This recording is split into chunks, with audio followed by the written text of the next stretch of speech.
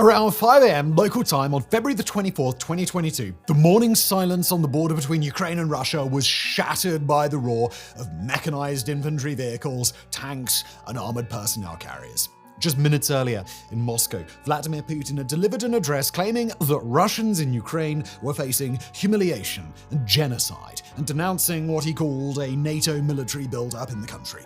With these accusations, he announced the launch of a special military operation, effectively declaring open war on Ukraine. And with that, Putin's forces surged across the border. The ground invasion had begun. What followed was an intense and brutal conflict that wrought devastation on Ukraine and became one of the most significant geopolitical events of the 21st century. Among the many lessons of the ongoing war was the stark realization that a Russian military invasion was no trivial matter. With this harsh reality exposed, much of the world sat up and took notice. Some, however, did more than watch, they acted. Poland is a country with an economy soaring to new heights. Its GDP surged from $524 billion in 2017 to more than $820 billion by 2024, a growth trajectory often referred to as an economic miracle. Some projections even suggest that Poland's economy will surpass that of the UK by only 2030. But perhaps even more striking than its economic rise is Poland's dramatic increase in military expenditure. In 2014, Poland spent less than $10 billion per year on defense, a modest 1.88% of its GDP of $539 billion at the time. By the eve of the Russian invasion in 2022, that figure had risen to around $15 billion, a notable improvement but still unremarkable, comparable to Spain's defense budget and accounting for roughly 2% of its GDP. However, when Russian troops crossed into Ukraine, Poland's defense spending skyrocketed. By 2024, its budget had soared all the way up to an eye-watering $41.5 billion. That's no less than 4.12% of its GDP. This percentage represented the highest of all NATO countries, higher than that of the US at 3.3%, significantly higher than the NATO average of 2.7%, and more than twice the alliance's guideline of 2%. But Warsaw was nowhere near done. Around 150 military contracts were prepared in 2024, securing air-launched cruise missiles, Apache attack helicopters, dynamic support helicopters, F-16 fighter jets, air defense systems, a fresh batch of K2 tanks and rounds, satellite terminals, and new communications infrastructure. A lot of stuff. This video is brought to you by Squarespace, the easiest way to build a professional website whether you're launching a project, selling products, or just need an online home. Squarespace's design intelligence, well, that helps you create a stunning, customized website, all with their AI-powered tools. You need no design, no coding experience at all. I have none of that, and I successfully built my website with Squarespace. Look, if you're selling anything, Squarespace Payments also makes transactions simple, with support for Apple Pay, Klarna, and a lot more, and it's all managed in one place. Plus, if you need to schedule clients or consultations, they've got Acuity Scheduling, which lets you book directly on your site, no email needed. So, go to squarespace.com for a free trial, and when you're ready to launch, head to squarespace.com/megaprojects, and you'll save 10% off your first purchase of a website or a domain with the code MEGAPROJECTS. Thank you to Squarespace for sponsoring, and now back to today's video. Poland ditched its Soviet-era BDRM amphibious scout cars and kickstarted the so-called Kleszcz program, domestically producing almost 300 advanced armored scout cars. Its manpower surged to 200,000 active soldiers alongside an additional 16,000 allied soldiers stationed on Polish territory. The reservist territorial defense force was also expanded to 35,000, and it has also bulwarked its artillery, infantry, and navy. As if Poland's military buildup hadn't already gone anabolic, it picked up pace even further still. In May 2024, the Defense Ministry announced plans for construction of the East Shield, a $2.5 billion sheath along its borders with Belarus and the Russian exclave of Kaliningrad, and something which would make the Maginot Line look like a child's playpen. The ministry also declared that it intends to raise its number of active servicemen further to 300,000 across all rungs of its armed forces. And before the end of the year, yet another dramatic budget increase was unveiled. At a record $49 billion or 4% of GDP, Poland's 2025 defense budget stands as one of the highest in NATO and more than twice its budget in 2022. Foreign Minister Radoslav Sikorski declared that the country plans to raise its spending in the coming years to 5% of GDP, which, as pointed out by Reuters, would result in a defense budget greater than all its post-communist Central European and Baltic neighbors combined. Even so, Reuters had perhaps jumped the gun, because Poland's frenzied armoring wouldn't quite be an isolated event. Now, let's say you're a resident of one of the Baltic countries of Lithuania, Latvia, or Estonia. Quite understandably, you'd be watching the war in Ukraine unfold with a high degree of alarm. Each of the three countries shares a land border with Russia, and they were all occupied by the Soviet Union during World War II, going on to spend almost 50 years under the Kremlin's boot heel. Moreover, Estonia and Latvia have large ethnic Russian populations, estimated at between 20 and 30% of the population, and this, many will recall, was part of the pretext used by Putin to invade Ukraine. Unlike Poland, no Baltic country has a buffer state separating them from Russia. None of them has its huge homogeneous population to provide safety in numbers, and all three are pinned against the Baltic Sea without an ally like Germany at their heel. Possibly in light of this, Estonia, Latvia, and Lithuania have long taken their security seriously. Each one was among the few NATO countries to have a defense budget higher than 2% GDP before the Russian invasion, and all three have mandatory military conscription for males, with Latvia being the latest to reinstate the practice in 2023. But while the Baltic trio have each bolstered their defenses in recent years, Lithuania has since sauntered ahead and is taking absolutely no chances with its security whatsoever. As the first country to officially break from the Soviet Union in 1991, Lithuania never treated the threat of reoccupation with any kind of deference. Flanked by both the Russian exclave of Kaliningrad and Russia's ally Belarus, it lies in a precarious defensive military position. Its only land connections with NATO allies are Latvia to the north, itself in a similar strategic position, and Poland through a tiny and vulnerable stretch of land known as the Suwalki Gap. While some countries hesitated when the Donbass War began in 2014, Lithuania did not. Military conscription for males was reinstated within a year, having previously been put to an end in 2008. An enhanced forward presence base of 3,700 NATO soldiers was established in 2017 in the town of Rakla. And in the years between 2014 and 2022, Lithuania's defense budget went stratospheric, mushrooming 4 times its initial size of $430 million to more than $1.7 billion, and from less than 1% of its GDP to 2.5%. In 2024, military enlistment was expanded to 17-year-olds, and plans to blitz the defense budget further followed soon after.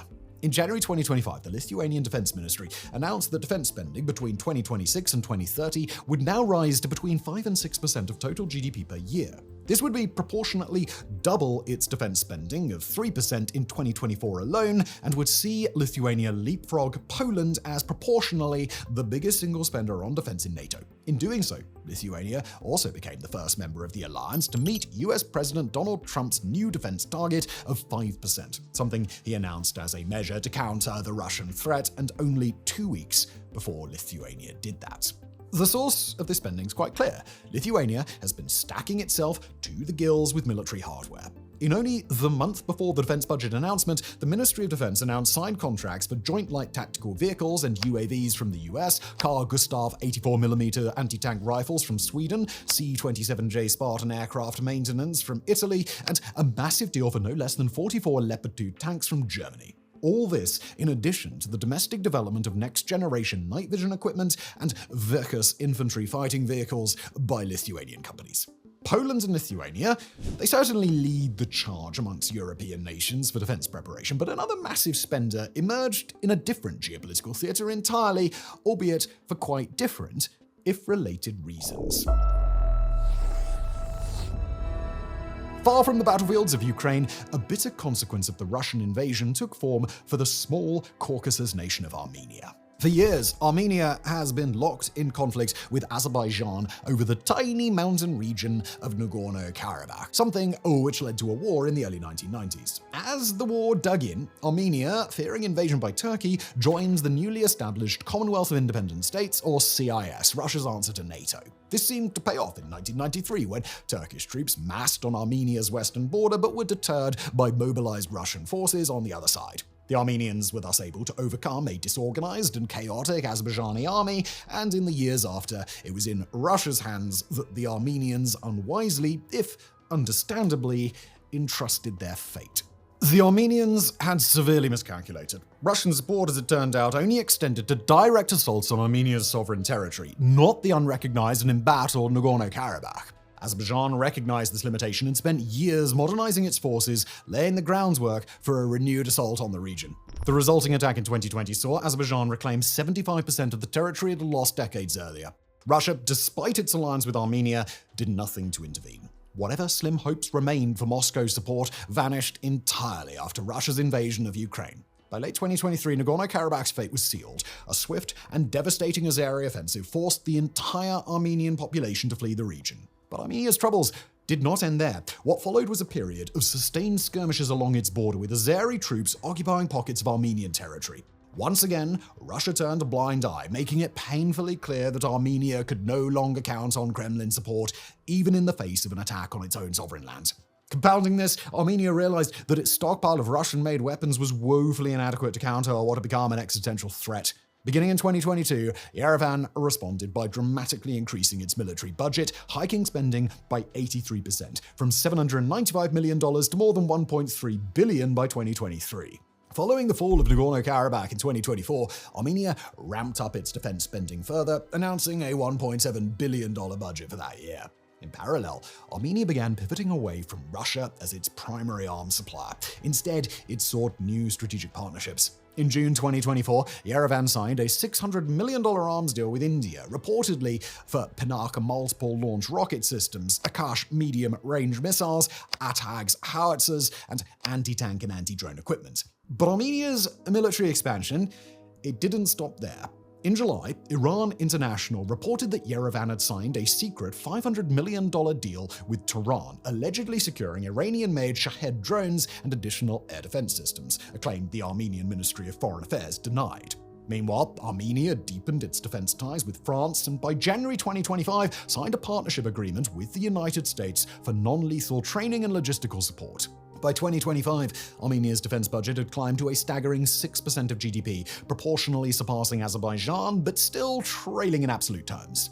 However, this rapid militarization came at an economic cost. Armenia revised its projected growth rate for 2025, lowering it from 5.6% to 5.1%, largely due to the government's increased defense spending. Amid the flurry of budget increases and strategic partnerships, Armenia also hinted at plans for broader military reforms. These are believed to target corruption and nepotism within army ranks while eliminating outdated Soviet-era doctrines, factors that had contributed to its losses in Nagorno-Karabakh. Yerevan aims to professionalize its military leadership and improve the efficiency of its conscription system, potentially by reducing mandatory service from 2 years to shorter, more focused terms that maximize morale and effectiveness. Now, Armenia may lack the financial muscle of Europe's mega economies to fortify its security, but its precarious position has pushed its defense spending to one of the highest proportions of GDP globally. While the geopolitical realities of Armenia, Lithuania, and Poland differ, they do share one critical factor. Their intensified military efforts all trace back to the morning of February 24, 2022, when Russian troops crossed into Ukraine. When Vladimir Putin launched his special military operation, he set off a chain of events that shattered any lingering complacency towards self-defense, both in neighboring nations and across Europe. For Poland, it meant embarking on a military buildup not seen in over a century. For Lithuania and Armenia, it meant supercharging existing preparations to unprecedented levels. And beyond these countries, the Russian invasion sparked a surge of military megaprojects across Europe as NATO members scrambled to bolster their defenses. In 2021, only 6 of NATO's 32 member states met the alliance's minimum defense spending target of 2% of GDP. By 2024, that number had skyrocketed to 23. Czechia, Finland, and Denmark each raised their defense budgets by a full percentage point. France boosted its military spending to $55 billion, announcing plans for next-generation aircraft carriers and a new class of naval frigates. Even Spain, long considered NATO's budgetary laggard, increased its defense spending from a meager 1% to 1.3%, with promises to reach the 2% threshold following criticism from Donald Trump. But perhaps the most dramatic transformation, that came from Germany. Before 2022, Germany's foreign policy had been characterized by pacifism, and its military, the Bundeswehr, operated on a budget of just 1.45% of GDP. The Russian invasion of Ukraine marked a turning point, forcing Germany to reverse course and raise its military spending beyond the NATO guideline of 2%. Now, that might not sound like much, but it represents a monumental shift for Germany, whose military, as described by Defense Minister Boris Pistorius, had been in a state of neglect. While 2% of GDP might seem like a relatively ordinary figure, Germany's far from an ordinary country. At even just 1.57% of GDP in 2023, Germany's defense budget stood at a staggering $68 billion, the second highest in NATO after the US and ahead of France, Italy, and the UK. If raised to 2%, Germany's defense budget would swell to more than $80 billion, securing its place among the top 5 defense spenders globally. To put that into perspective, $80 billion represents approximately 60% of Russia's defense budget for 2025, projected at $130 billion. However, while Russia's military spending accounts for a jaw-dropping 6.3% of GDP and astonishing 32% of total state expenditure, Germany's budget would be a far smaller burden relative to its economic strength. With Germany and Poland leading the charge, Europe, the long-dormant giant of military affairs, may finally be awakening from its slumber. And with nations like Lithuania, Estonia, and others rallying alongside them, Europe could become a formidable force on the global stage. Thank you for watching.